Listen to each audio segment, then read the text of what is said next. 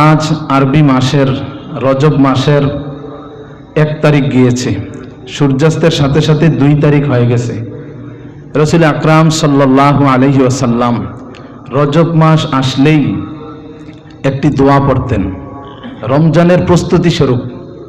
তাহলে রজব, শাবান, রমাদান, রজব, শাবান, এখানে 2 মাস, তারপরে রমজান।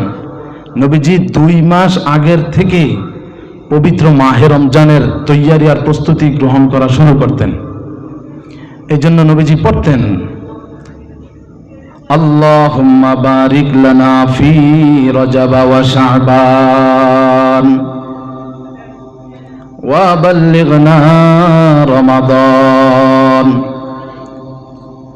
হে আল্লাহ, রজব এবং শাবান মাসে আমাদেরকে বরকত দিন, বরকত দান করুন, আমাদেরকে বাঁচায় রাখেন, সুস্থ রাখেন, রমজানে ইবাদত করার প্রস্তুতি নেওয়ার তৌফিক দেন। ওয়া বাল্লিগনা রমাদান, বছরের শ্রেষ্ঠ মাস রমজান মাস, মুমিনের আনন্দের মাস, ইবাদতের মাস, রহমত, বরকত, মাগফিরাতের মাস, মাহে রমজানে মাওলা আমাদেরকে পৌঁছায়া দেন।